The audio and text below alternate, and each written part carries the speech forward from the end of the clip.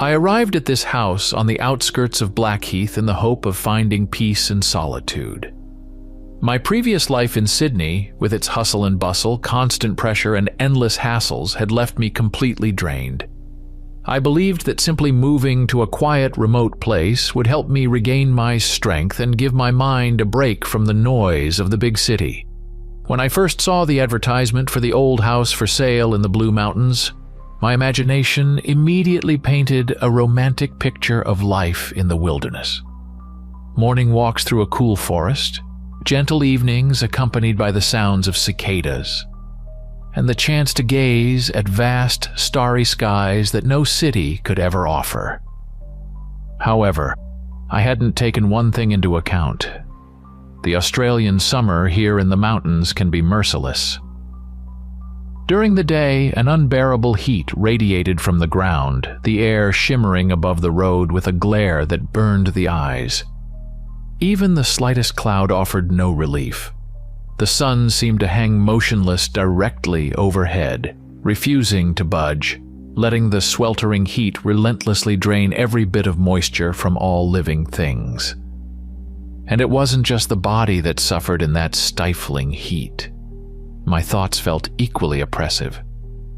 One would think that silence and peace would be soothing, but in that scorching stillness I felt profoundly lonely, as if every beat of my heart echoed in an empty void.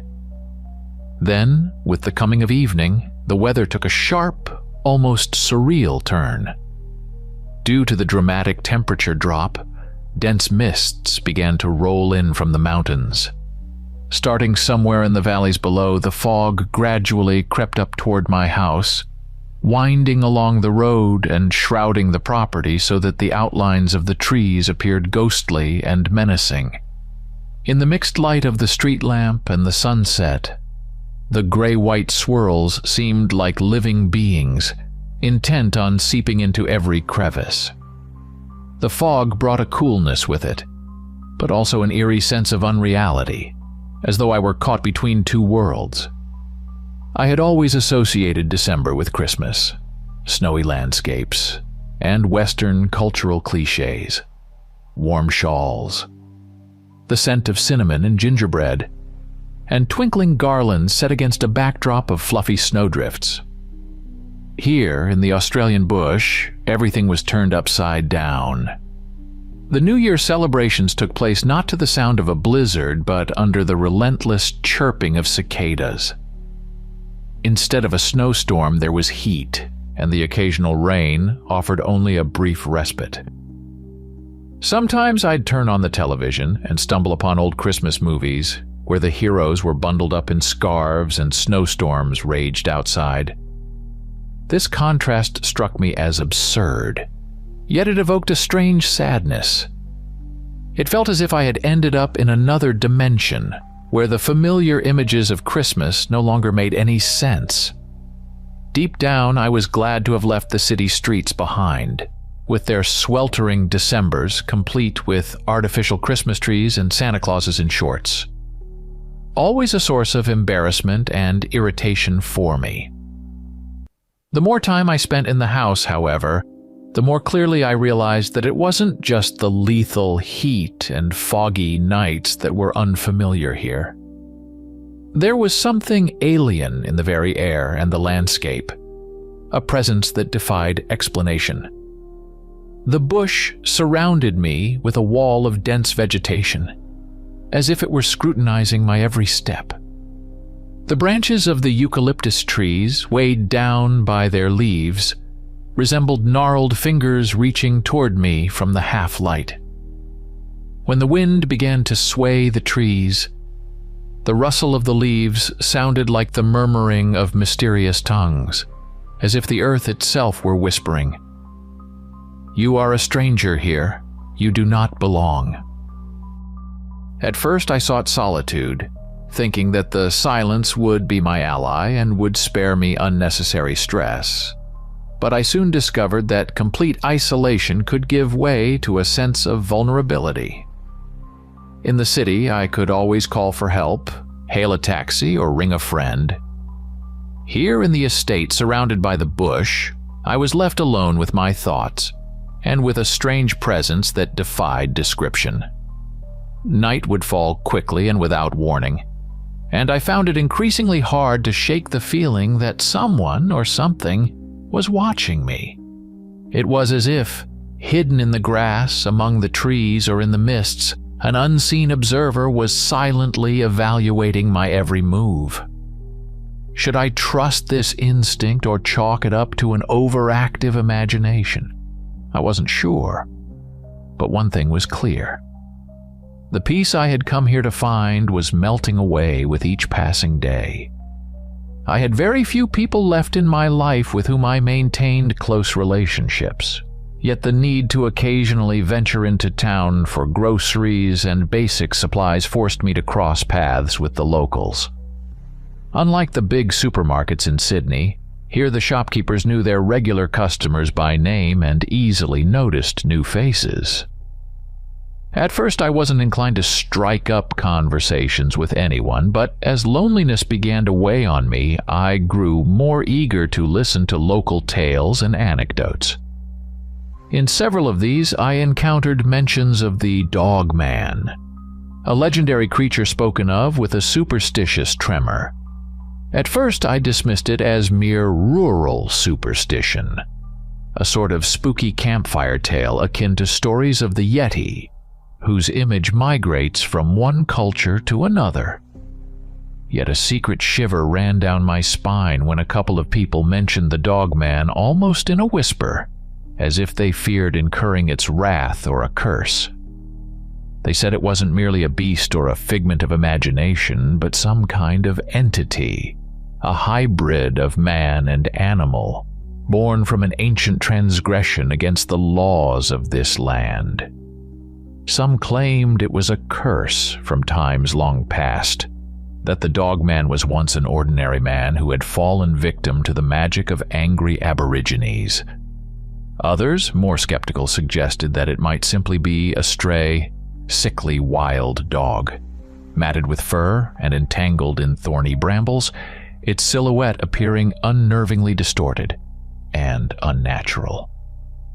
Yet everyone agreed on one thing: under no circumstances should you encounter it. Sometimes I pressed for more details, asking what it looked like. Few were willing to discuss it, but one elderly woman, whom everyone called Mrs. Ashton, told me an old story. According to her, the DOGMAN was tall and gaunt, with skin resembling cracked stone like dried earth covered in a network of fissures. Its eyes were bright red like glowing embers, yet devoid of any warmth. They only shone coldly in the dark, inspiring a kind of mystical dread. And its movement was odd, as if its joints didn't quite align with those of a human. Each step seemed accompanied by a grinding sound, like the scraping of stone slabs, a sound that carried a primitive, unsettling quality. Even as I recount all this, I can hardly believe that I once felt a mixture of fear and curiosity. It was a strange blend of emotions. I was terrified to hear about such a creature, yet deep down I hoped that it was nothing more than a local legend designed to keep outsiders from becoming too curious. Still, my house did indeed stand in a secluded place where complete darkness reigned at night. I couldn't shake the thought that if such a creature existed, it would find it convenient to hide exactly here, far from prying eyes. One evening, while I was bringing in my groceries, I got into a conversation with a neighbor who lived about 3 miles away in the building closest to my house. He asked if I had heard strange noises at night, like someone tinkering around the house, scraping or stealing little things from the porch. I admitted that I had heard a faint rustling a couple of times, but I had dismissed it as wild kangaroos or possums. The neighbor shook his head and, lowering his voice, said, "Be careful. If you see something tall, gaunt, with red eyes, just run." He said it almost in a detached tone, but his words sent a shiver down my spine. I stood there uncertain, not knowing how to react to his words. Was he trying to joke with me, or was he genuinely warning me? In his eyes flickered a worry that filled me with real terror. Memories of the scary stories I'd heard as a child, tales of monsters under the bed, of werewolves roaming a dark forest, flashed through my mind. Back then, they had seemed like mere fantasies, far removed from real life. But now, alone in my house surrounded by the bush, those memories took on a chilling veracity. It was as if here, on the edge of the world, all the long-forgotten myths and legends could come alive. I tried not to succumb to panic, dismissing the dark thoughts, but when I climbed onto my porch late at night and looked into the dark forest, my heart began to race a little faster. Perhaps it all started with trivial matters that I would have initially ignored if it weren't for the strange aura that had settled over my home. Every evening, I would sit on the porch for a long time. It became a sort of ritual for me. I'd take a book outside, sometimes a glass of cheap wine, a pack of cigarettes, and relax after the stifling heat of the day. I enjoyed listening to the soft rustle of the bushes and the gentle breezes and the continuous song of the cicadas filling the air. Everything seemed harmonious, yet inside me a sense of alertness was growing. I felt as though the landscape itself was holding its breath in anticipation. On the first night, I heard that very scraping noise. It sounded to me as if a massive stone slab had suddenly fallen right next to the house. The sound was sharp and unpleasant, as though someone were dragging a heavy boulder across the ground. I thought that perhaps it was merely a branch falling or a part of the old stone fence collapsing. However, I found no traces of it. The empty, dark night seemed even deeper, and an increasing sense of unease crept over me. I began to imagine that I was being watched. Yet, having seen no lights in the darkness, I forced myself to return to the house and eventually fell into a heavy, troubled sleep. Then small items began to disappear. First, an outdoor light bulb, the one I kept in my tool chest, went missing. Nothing too significant, I thought. Perhaps I had misplaced it. Then my old lighter, which I distinctly remembered leaving on the porch, vanished. I again attributed it to wild animals. Maybe a possum had mistaken it for something edible? But after a couple of small tools, a screwdriver and a little flashlight also disappeared, my apprehension grew. No one had entered the house. The locks were intact, and it was unlikely that locals would steal such trinkets. A disquieting thought surfaced in my mind. What if someone is deliberately taking my things? I quickly dismissed it, deciding that I was simply succumbing to paranoia. Then, one evening while I was smoking a cigarette, I thought I saw a reddish glow flickering in the depths of the dark yard. At first, I assumed it was the ember of my cigarette, but the angle of the light didn't match. I looked closer, and for a moment truly saw two red lights, like a pair of eyes in the thick shadows. My heart froze. I tensed and stared for about 20 seconds, but then the lights disappeared. Perhaps they were distant car headlights, appearing odd because of the terrain. Or, as an inner voice stubbornly whispered, it could have been someone's fixed gaze upon me. At night, I increasingly heard that same scraping noise, sometimes in the distance, sometimes closer, as if someone were walking around my property, brushing against stones or the iron bars of the fence. I grew too uneasy to venture outside in the dark and tried to remain in the house as long as possible, turning on every light I could find to drive away the feeling of being pursued. But the light attracted mosquitoes, forcing me either to endure the bites or live in the dark. Yet the most horrifying thing wasn't the insects. It was the growing anxiety with every new creak. I could no longer convince myself that these sounds were mere tricks of my imagination. Sometimes I would sit in an armchair and gaze out the window. In the darkness, the bush appeared like an endless ocean, where amid interlaced branches and winding paths lurked the unknown. And increasingly I found myself thinking about the DOGMAN. I had never believed in such legends, but it was hard to remain skeptical when, in solitude, you hear strange footsteps right behind a wall. At night, in that deep silence, every rustle expanded into something sinister. I tried to calm myself, to convince myself there was no reason to panic, yet the thought of the DOGMAN took deeper root in me, like a seed in fertile, fear-soaked soil. Over time, my sleep became fragmented and full of nightmares. In my dreams, I would wander through the corridors of my house, a labyrinth that stretched on endlessly, and the DOGMAN would haunt me. Every creak of its footsteps and every scraping sound drove me onward. I'd open a door only to find myself back in the same corridor. And everywhere its horrifying laughter echoed, a laughter that contained not a trace of humanity. Waking up, I'd feel sweat drenched my body and my heart would pound, as if it were about to burst from my chest.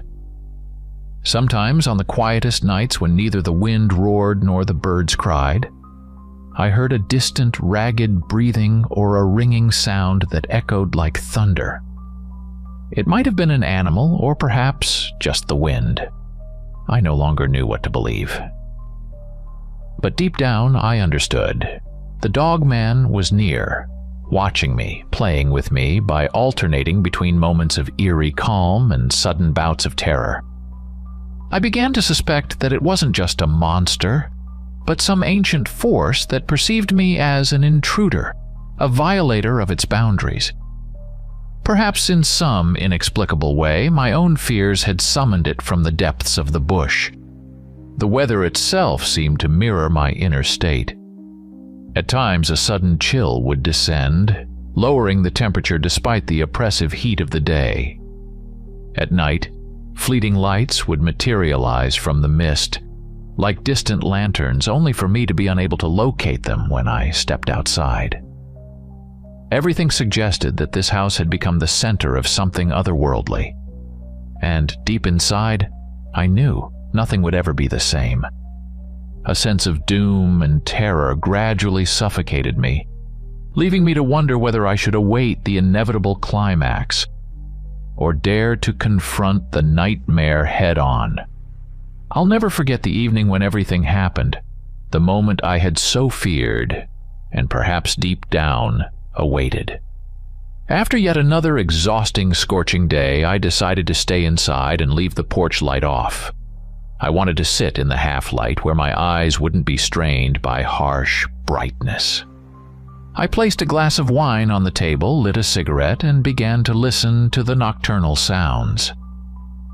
Occasionally, I thought I heard something scraping at the far side of the house, but my rational mind insisted it was merely the wind rustling against the walls.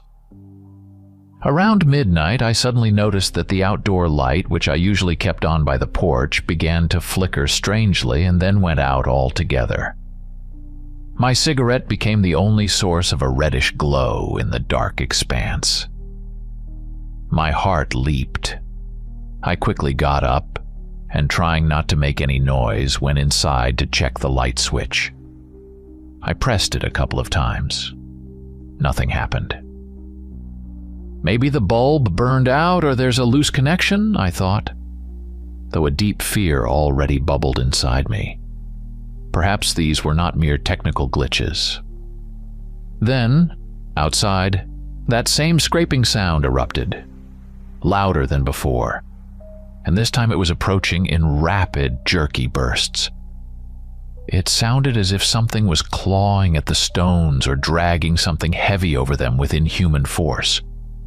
A cold shiver ran down my spine. I tried to peer out the window but saw only my own reflection.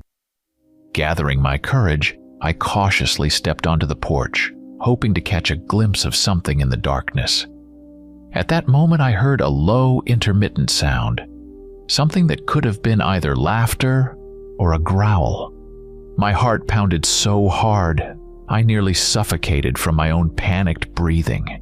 And then suddenly, from the darkness, a silhouette emerged very close to me. It was tall, noticeably taller than an average person, and even in the faint light streaming from my windows, I could tell that its form was somehow off. Its skin had a dull glimmer, resembling rough, cracked stone. Its long limbs moved awkwardly, as if its joints were not meant for normal walking. The creature's eyes flashed with a red light, and for an instant, it seemed as if an icy fire burned within them. I immediately recalled every story about the Dogman. Paralyzed by terror, I couldn't take my eyes off it. The creature took a step, and that repulsive scraping sound rang out again, like two massive stone slabs grinding against each other. My legs nearly gave out from fear. I wanted to run, to scream, but my body wouldn't obey. It felt as if minutes stretched into eternity, and every movement of the Dogman evoked an overwhelming sense of dread. It was coming toward me, and I could almost hear a sinister rhythm in its breathing, as if the sound was whistling out of its throat. Then suddenly, the realization of danger snapped me into action. I hurled the armchair that was on the porch at the Dogman, and turning around, I dashed back into the house. The creature lunged after me, and I heard the sound of shattering glass at a window behind me. A loud crunch accompanied by an eerie hissing sound. I bolted into the yard, nearly tripping over the threshold, and without looking back, ran for my car. All I could think was, just start it up. Whether it was luck or adrenaline, I quickly got into the cabin and turned the key in the ignition. The engine roared to life, and I slammed my foot on the gas. The headlights caught a dark figure near the porch. A Dogman standing by the broken window, tilting its head at an impossible angle as if trying to get a better look at me. Its red eyes flashed briefly in the beam, and I felt a wave of nausea building in my throat. For a split second, it seemed as though there was a mocking glint in its gaze, as if the creature understood my panic and was reveling in it. The rear wheels skidded on the gravel, but I managed to steer the car onto the dirt road. Inside the vehicle, my heart pounded furiously, and all I could hear was the pounding of my blood in my ears. I couldn't gather my wits, constantly checking the mirrors, expecting the Dogman to give chase. But behind me, there was nothing but darkness and moonlight falling on the dusty road. The road seemed to stretch on indefinitely, and I sped as fast as I could, disregarding bumps and stones alike. After what felt like an eternity, I reached a spot where the dirt road merged into a more civilized highway.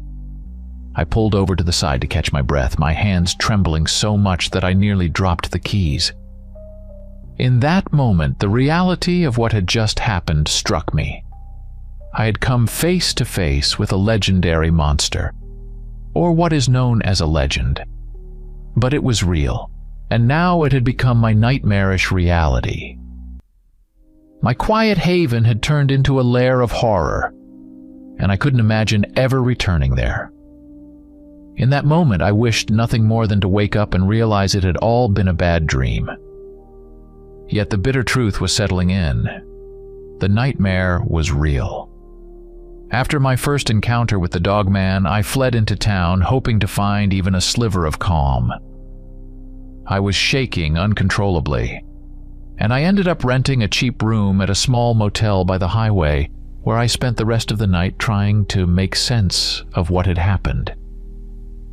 In the morning, when the sun bathed the streets in dazzling light, reality seemed to have shed its nightmarish veneer. I began to doubt myself.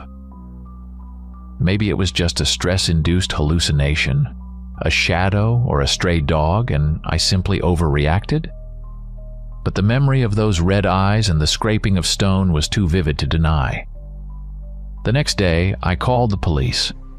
I wanted to report a break-in at the house, but when it came time to describe the intruder as a creature with red eyes, I fell silent. How could I explain it without being branded a lunatic? In the end, I mumbled something vague about an unknown person breaking a window and frightening me. I knew full well that law enforcement wouldn't be able to do much about such a strange case, and I doubted I'd hear anything coherent from them anyway. I spent the next few days in town, yet life at the cheap motel was unbearable. I realized I had abandoned my home to its fate. Moreover, all my belongings were left unguarded. Despite the horror I had experienced, a strange guilt grew inside me for giving up and fleeing. Deep down, I knew. The Dogman wasn't a common thief, and there was no one to turn to for help. I felt that my flight had merely postponed the inevitable nightmare, a nightmare that would continue to haunt me. Eventually, I resolved to return. I drove back during the day when sunlight bathed everything in warmth, convincing myself, surely everything looks less terrifying in the light. My job is to inspect the house and decide what to do next. When I arrived, the first thing I noticed was the broken window. Inside, everything looked as if a whirlwind had passed through. Furniture shifted, the floor was scattered with shards of glass, and some items had been knocked over. Yet nothing of real value appeared to be missing, and it didn't seem as if anyone had been meticulously ransacking the place. Instead, it was as though a burst of chaotic, furious energy had swept through. Perhaps the Dogman had gone on a rampage upon realizing I had left. Then a series of strange incidents began, convincing me that my ordeal was far from over. At night, I started noticing movement outside the windows, a fleeting glimpse of a tall shadow. I heard rustling noises and that familiar scraping sound, as if someone were trying to tell me, "He's still here, and now he isn't just an accidental guest." Sometimes as I lay in bed, I swore I heard a dull knocking in the corridor. I would jump up, switch on the light, only to find no one there. I'd wander into the kitchen and see that the door leading outside was ajar, even though I was certain I had locked it. In the morning, I discovered deep footprints in the soil behind the house, neither clearly human nor animal, impossible to precisely identify. What was certain, however, was that they were large and the stride was wide. In addition, strange markings and symbols began to appear on the walls of the house, as if they had been scratched in with stone or some other hard substance. I couldn't decipher them, but they looked ancient, like they had been carved centuries ago. In some places, I saw what looked like fragments of words or signs that evoked a primitive terror with their unfamiliar form. I tried to wash or paint over them, but they would reappear like an indelible mark on my territory. My sleep turned fitful and filled with nightmares. In my dreams, I would run through the corridors of my house. They stretched out into a labyrinth where the Dogman roamed. The sound of its steps and the scraping noise drove me onward. I'd open a door, only to find myself back in the same corridor again, and everywhere there was its ghastly laughter, utterly devoid of any human quality. Waking up, I felt as though sweat drenched my body and my heart pounded as if it might burst forth at any moment, sometimes on the quietest nights. When neither the wind howled nor birds cried out, I heard a far-off, ragged breathing or a resonant echo that resembled a deep rolling sound. It might have been an animal, or it might have been the wind. I no longer knew what to believe, but deep in my soul I understood. The Dogman was near, watching and playing with me by alternating between periods of calm and sudden terror. I began to suspect that it wasn't just a monster, but some ancient force that saw me as a violator of its sacred boundaries. Perhaps in some way my own fear had summoned it from the depths of the bush. At the same time, the weather seemed to mirror my inner state. Sometimes a sudden chill would descend, lowering the temperature despite the scorching days. At night, fleeting lights would emerge from the fog like distant lanterns. Yet when I stepped outside, I could never locate them. Everything suggested that this house had become the center of something supernatural. Deep inside, I knew nothing would ever be the same. An overwhelming sense of doom and terror gradually wrapped around me, squeezing me tight. All that remained was to wait for the climax, or to decide whether to challenge the nightmare myself. That fateful night, when I was already at my breaking point, remains etched in my memory. Sleepless nights and constant tension transformed my existence into an endless hell. I knew that sooner or later the dogman would try to break into the house again, and I decided that it was better to prepare for defense than to be caught off guard. I nailed the broken window shut with plywood, gathered every available flashlight, and placed a tool that resembled a crowbar by my bed, though I wasn't entirely sure it would help protect me. My heart demanded decisive action, yet my mind resisted the idea of facing that monstrous creature. That night there was neither wind nor the sound of insects. Nature itself seemed to have frozen in anticipation. I turned off all the lights, hoping that in the darkness I might spot any movement. But the darkness only made things more terrifying. Suddenly, I heard a faint knock on the wall outside. Clutching the crowbar tightly, I tried to breathe as quietly as possible. The knock came again, this time louder and closer. Then that same scraping of stone sounded. A wave of panic constricted my throat. It seemed as if the walls themselves were closing in. A whispering wind, though there was no wind at all, seemed to pass through the house with a sinister echo. He is here. Then everything fell silent for several minutes, and I almost believed it was merely another trick of my imagination. But in the next instant, the living room door burst open with a crash. I jumped up, trying not to scream, and went toward it. Before my eyes unfolded a horrifying sight. The dogman had literally smashed the door using its monstrous strength. Its eyes burned like two blood-red torches, and its mouth, or what served as its mouth, was agape in a snarl. Deep inside, I knew there was nowhere left to run. I switched on the nearest flashlight, hoping to blind the creature even for a moment. In its beam, the creature looked even more terrifying. Its skin truly resembled cracked, dried earth, deep fissures etched across its surface, from which a dark, ominous energy seemed to emanate. The dogman let out a low, drawn-out roar that shifted into a vibrating laugh, a sound inhuman in its ability to paralyze the soul. But then my fear gave way to despair and anger. If I'm going to die tonight, I thought, I'll at least do everything I can to fight back. The creature advanced on me, and we collided in the living room. I swung the crowbar at it, but the dogman proved incredibly agile, dodging my blow so that the strike met only empty air. However, I felt its immense strength when a long, sinewy arm clamped around my forearm. A sharp pain shot through me as I broke free, my skin marked by deep scratches. Adrenaline surged, numbing the pain. We began a grotesque dance, colliding with the furniture and sending it crashing to the floor.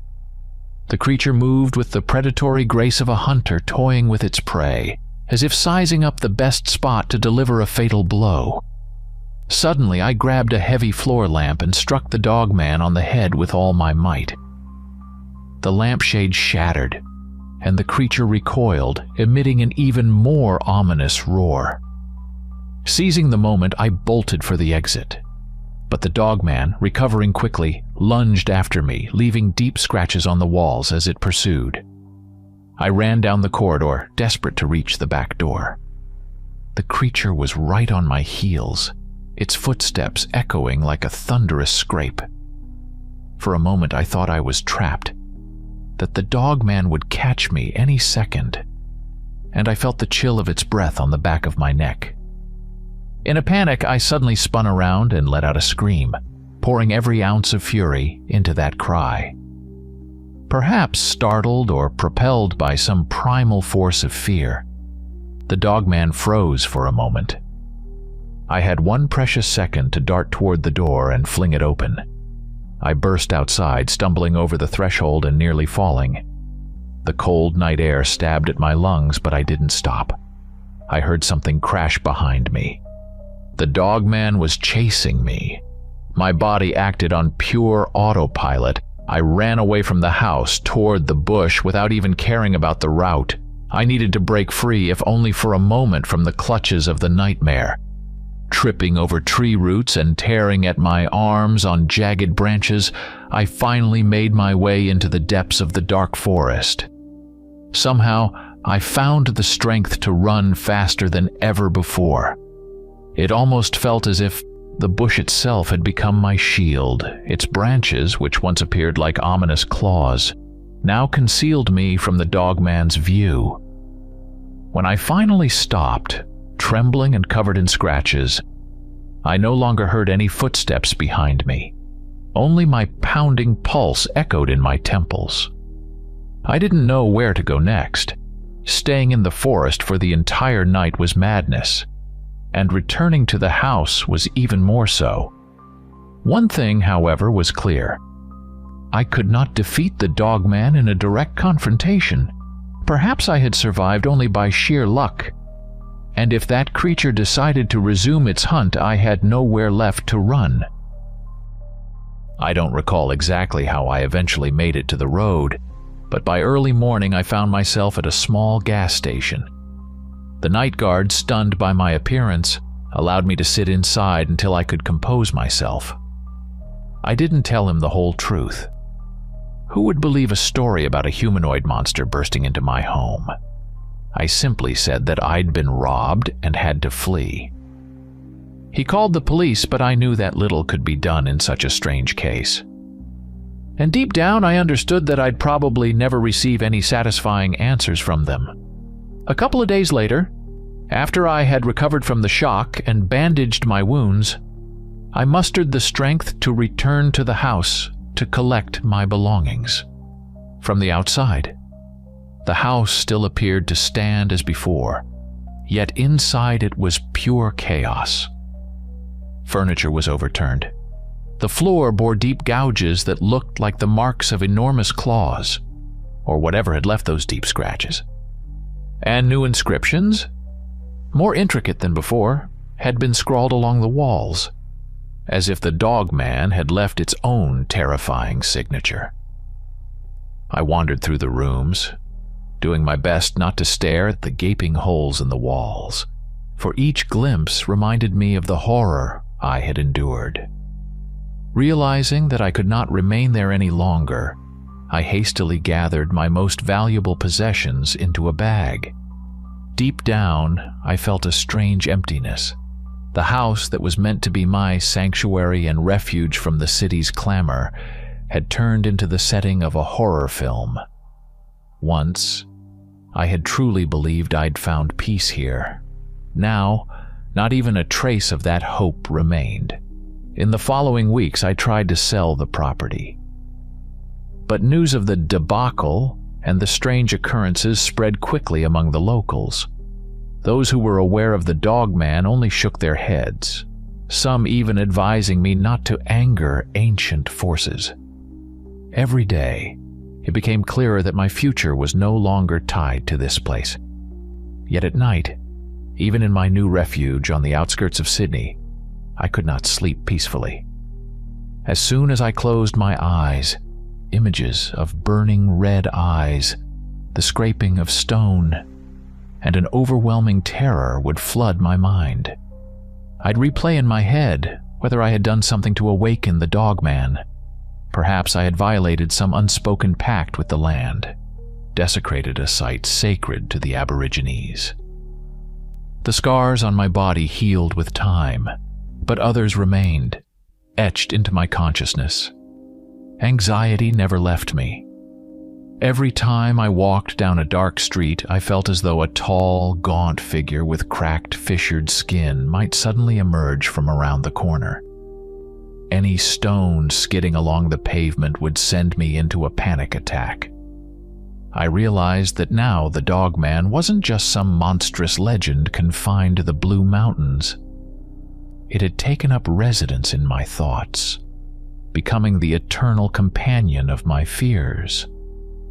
Sometimes I would catch the faint impression of its presence, barely audible footsteps behind me, or a heavy gaze that I could sense but not quite pinpoint.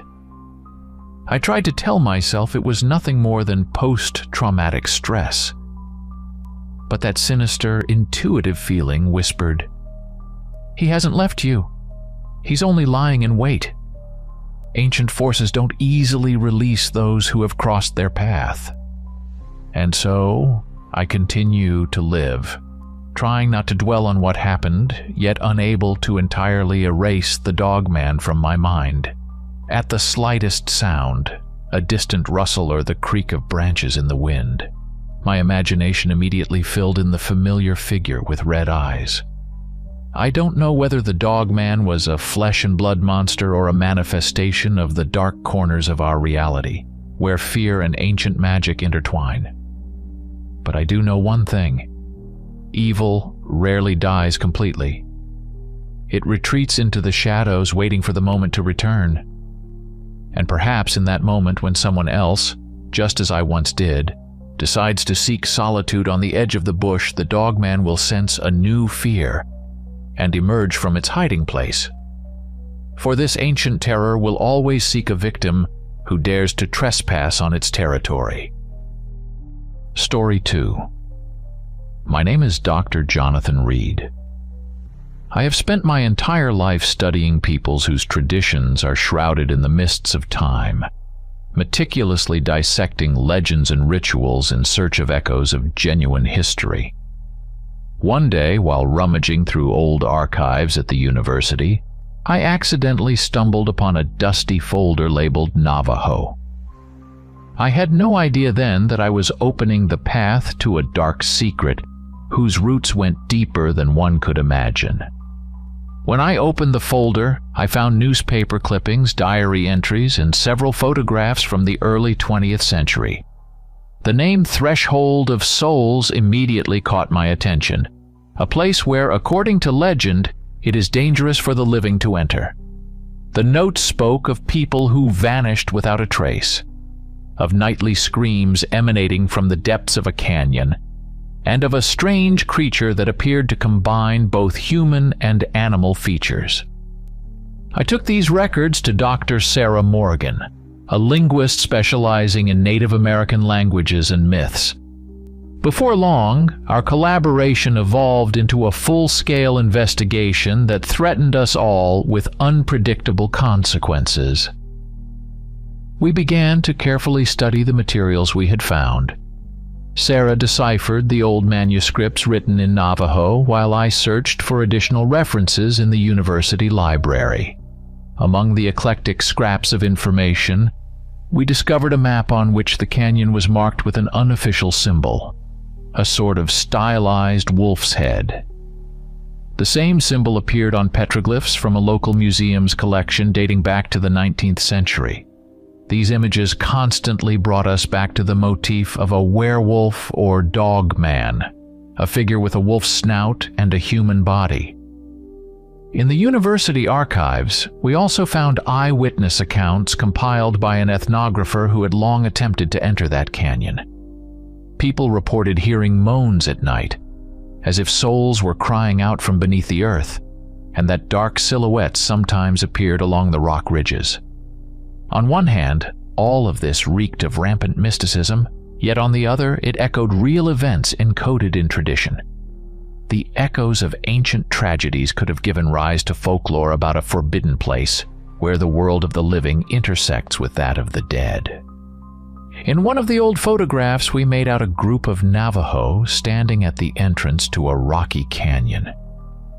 One of them held an amulet, a figure which, judging by its blurred outlines, was the same wolf symbol we had seen in the drawings. Sarah suggested that this amulet might have been used in a ritual. Perhaps it was worn for protection against malevolent spirits, or conversely, it was a key to crossing into the forbidden realm. We were both intrigued and on edge. I decided to organize an expedition to verify everything on site. Our team included several specialists. As the leader, I took charge of logistics, securing permits, arranging transportation, and coordinating the equipment. Rumors about the threshold of souls spread through the university at an incredible pace. Some scholars encouraged us, anticipating a sensational breakthrough, while others scoffed, dismissing it as pseudo-scientific madness. Skeptics like Professor Williams smirked condescendingly, claiming that we were chasing after myths. Yet I felt that the truth lay beyond mere folklore. Finally, we set out, 3 vehicles in all. 2 rugged SUVs and a pickup truck loaded with tents, generators, a camp kitchen, and scientific instruments. Arizona greeted us with its blinding sun and scorched earth. As we headed southwest, the road deteriorated steadily, with rocky soil crunching under our wheels. By evening, we chose a spot for the night beside a parched riverbed. I noticed that everyone was a little tense. Even the silence of the desert night seemed ominous, broken only by the rustle of dry branches and the distant howls of coyotes. At dawn, we resumed our journey. From time to time, we had to stop to check our GPS and compare the terrain with the map sketches we'd discovered in the archives. Soon enough, the road disappeared entirely, forcing us to go off-road, navigating between rocky ledges and deep ravines.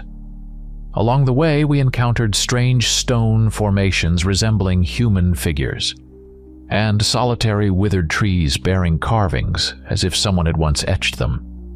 Sarah snapped photos, comparing the symbols with those documented in our files. By the evening of the second day, the road led us to a narrow passage between the rocks. By all indications, the fabled Forbidden Zone lay ahead. We set up camp nearby and built a fire. Darkness fell quickly, and the gloomy outlines of the rocks loomed around us like giant walls, isolating us from the outside world. In the windless silence, every sound echoed strangely. Mark admitted that he had heard a distant wail, but we dismissed it as coyotes, nothing unusual. Still, I must confess, an internal chill ran down my spine. The next morning, we left some of our heavy gear in the truck and pressed on foot. The deeper we ventured into the canyon, the more we were immersed in an atmosphere that felt otherworldly. The stone walls arched overhead, and the sky shrank to a narrow strip. We walked slowly, examining the petroglyphs, recurring motifs of a wolf or coyote on 2 legs, along with images of people seemingly transitioning from one form to another. Dr. Stanton simply muttered grimly, "These patterns are too systematic to be mere rock drawings. There's clearly something ritualistic at play here." By noon, the landscape changed dramatically. Ahead, we saw a sort of plateau surrounded by towering rocks. At its center stood a stone altar, carved directly from the bedrock. Its surface was pockmarked with those very symbolic patterns, and nearby lay a metal amulet, a small plate engraved with a wolf's head that merged into a human face. When Sarah picked it up, she shuddered. "It's strange, as if the metal were emanating cold." Despite the sweltering midday heat, the metal indeed felt icy. We documented the find on camera, took measurements, and sensed that traces of a ritual lingered here. We set up camp a little further from the altar, deciding to conduct the bulk of our research the next morning, when the sun would illuminate the symbols. But by sunset, eerie notes began to resonate in the air. The wind had picked up, and in the crevices of the rocks, an echo resembling a moan emerged. When I stepped out of the tent to check the generator, I caught a fleeting silhouette on a rock ridge. Startled, I shone my flashlight in that direction, but found no one there. Not daring to mention it to the others, I simply sighed deeply and returned to the fire. That night, no one slept soundly. In the darkness, strange sounds grew louder, whether it was the moaning wind or a wolf's howl. The rocks loomed overhead as if ready to trap us in a stone snare. In the morning, everyone was grim. Mark and Stanton quarreled over trivial matters, and Sarah admitted that she'd been having nightmares about werewolf-like figures performing brutal rituals. My own heart was restless. I recalled the words of an elder who spoke of unsettled souls and forbidden rites. We then turned to our scientific work, trying to distract ourselves from the oppressive atmosphere. Stanton made sketches of the petroglyphs, seeking patterns. Mark roamed about with a measuring tape, attempting to determine whether there were hidden cavities beneath the altar. I took photographs and recorded every detail I noticed. Sarah examined the amulet under a magnifying glass, trying to decipher the barely visible symbols on its surface. According to her, it might have been not only a key to the spirit world, but also something that forged a connection between man and beast. In the evening, as the heat subsided, we set out to survey the surroundings. In one of the crevices, we stumbled upon an old fire pit and several faded pieces of cloth that resembled fragments of clothing. The impression was that someone had been there recently. But where had these people gone? Returning to camp, we fell into an uneasy silence, trying not to dwell on grim possibilities. That night brought a new shock. Around midnight, I heard a wild scream that sent chills racing down my spine. Rushing out of the tent, I saw Mark standing, gasping in terror, his flashlight trembling as he pointed into the darkness. We sprinted in that direction, but only managed to glimpse a tall, fleeting figure that seemed to dissolve into the shadows of the rocks. In the beam of our flashlight were deep impressions, a shape strangely reminiscent of a hybrid between a human foot and a predator's paw. It was impossible to believe that this was merely a distorted imprint of a wolf. In a trembling voice, Mark recounted that, drawn by the call of nature, he'd seen something crouching behind a rock, a tall, curved figure with a wolf's snout. He had grabbed his flashlight, and the creature turned at the sound, its amber eyes glinting. It looked at me as if it understood who I was, he whispered. Then, with inhuman speed, the figure vanished. Stanton tried to argue that it could have been a trick of the eye or exhaustion, but the impressions spoke for themselves. After that incident, the camp descended into outright panic. We set up additional signal lights, and every half hour someone patrolled the perimeter. Yet the night dragged on interminably. A thought kept pounding in my mind. Is all of this legend or reality? I began to realize that we had encountered something that defied the confines of conventional science.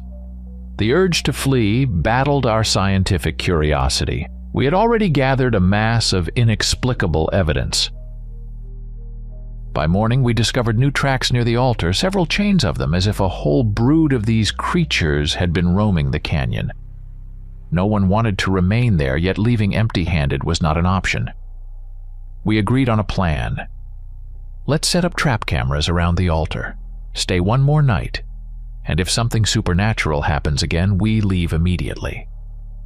Sarah's voice trembled as she suggested, "We need to understand what we have uncovered. But if things start smelling of death, we'll leave without delay." We spent the entire day setting up infrared cameras and motion sensors along the perimeter. I tried to rationalize what we'd seen. Perhaps it was an unknown species of large wolf, or a coyote hybrid, with our frightened minds attributing anthropomorphic features. But deep down, I knew it was far more complicated. there were too many ominous coincidences. The ritualistic drawings, the howling, and the wolf heads carved into the rocks. By evening, the weather took a drastic turn. Clouds rolled in, the wind picked up, and gusts that sounded like weeping whistled through the crevices. We huddled by the fire, listening intently to every sound. Suddenly, one of the camera monitors flashed with movement. A shadow slipped near the altar, though the signal was brief and blurry. Mark grabbed his flashlight and dashed toward the spot, and we followed. By the time we arrived, the area was empty. Only the stone surface of the altar remained damp, as if someone had run a hand over it, leaving streaks behind. That night, no one slept. Our hearts pounded loudly in the silence. At one point, the air grew colder around us, and I felt as though something was watching us from the darkness. It was as if the rocks themselves were breathing. Then came that terrible howl again, a sound so chilling it made our hair stand on end. It was closer than before, sounding as if it came from the throat of a creature that was either weeping or mocking us. The echo bounced off the walls, morphing into a chorus of disembodied voices. In the morning, we found that during the night, the cameras had recorded only fragments of shifting shadows. But that was enough to understand someone or something had been prowling right by our tents. On several occasions, it had even approached the camp, for in a few spots we found chains of tracks leading deeper into the canyon. These tracks were larger than any we'd seen before. It appeared as though the creature was growing bolder, venturing out into the open. Despite his fear, Mark exclaimed, "We have to press on! If it's an animal, we can try tracking it by day." But Sarah shook her head. "This is not just an animal. The manuscripts, the rituals, the altar." She touched the pocket where the mysterious amulet lay. "Perhaps we have awakened something that has slept here for centuries." I fully understood her apprehension.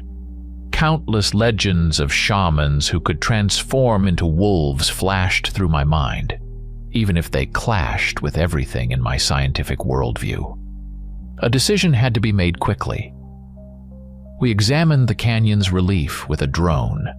Further along, a narrow trail disappeared into a dark crevice. Under no circumstances did we want to descend there, knowing we might become cut off from camp. Besides, the team was already on edge. Nightmares, sleep deprivation, and constant anxiety had led to frequent conflicts and minor quarrels among us.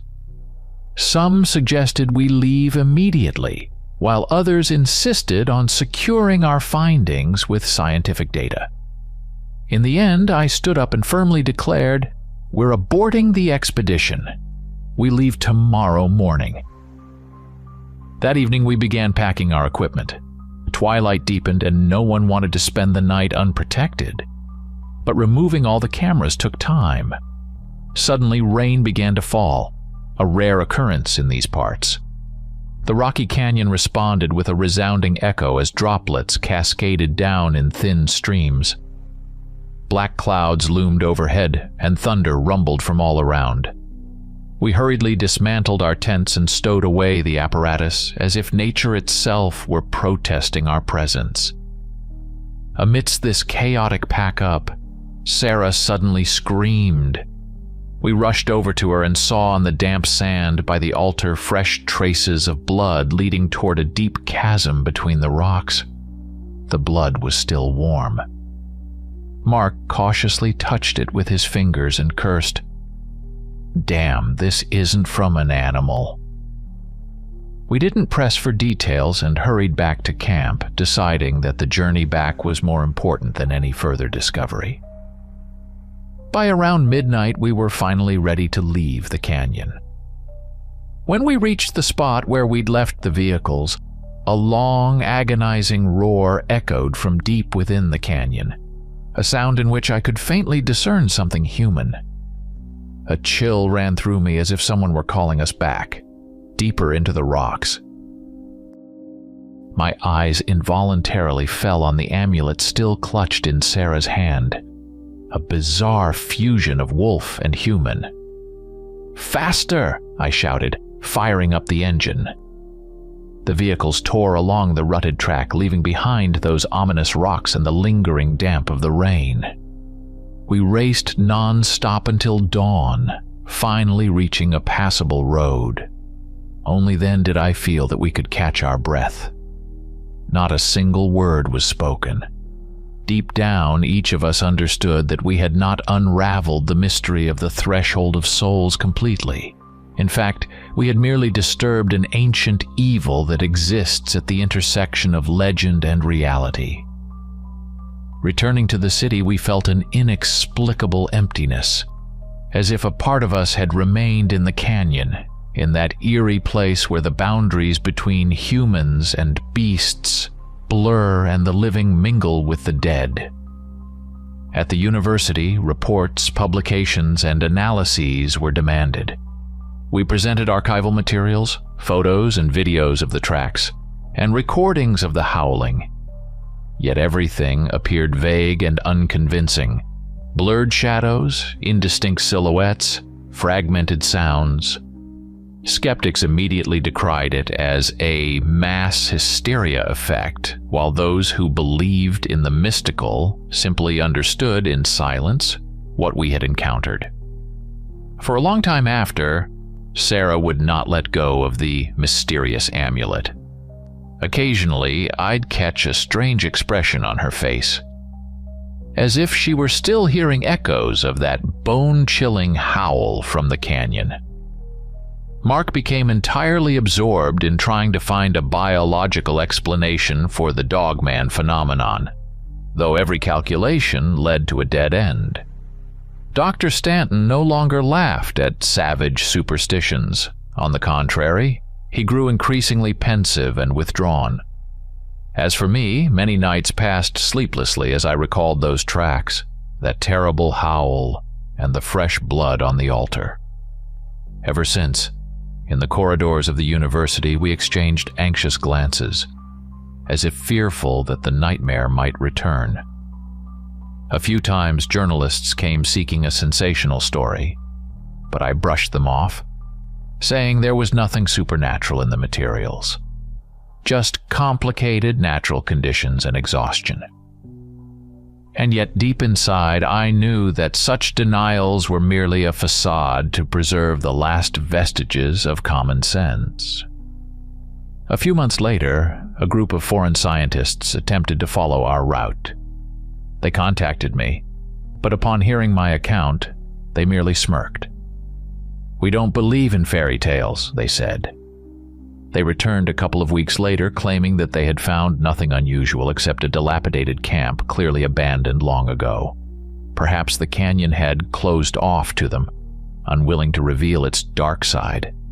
Or maybe they simply did not venture deep enough. Now, as I look at a photograph of the amulet, its wolf's snout fused into the outline of a human face. I recall the bone-chilling cold that ran through me when Sarah held it at the stone altar. Strangely, among everything we discovered in the canyon, this little object seems to be the most terrifying piece of evidence. It is as if it harbors the spirit of an ancient ritual ready to spring to life the moment someone sets foot on the cursed ground of the threshold of souls. Perhaps one day we, or someone else, will return there, armed with new technology and knowledge, but I doubt I would ever agree to go back. I still hear that howl in my nightmares echoing through the dark canyon. I still see a fleeting silhouette, be it wolf or man, staring at us with amber eyes.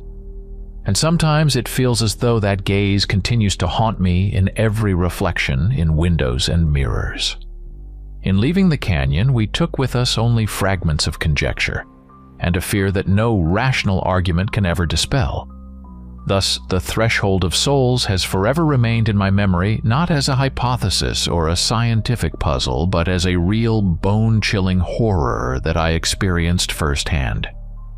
No one will ever convince me that there are things which cannot spring to life from the depths of ancient legends. Perhaps the truth is that the stories preserved in folklore are not merely a collection of myths, but the echo of a living dark force that man awakens when he dares to step beyond the bounds of the permissible.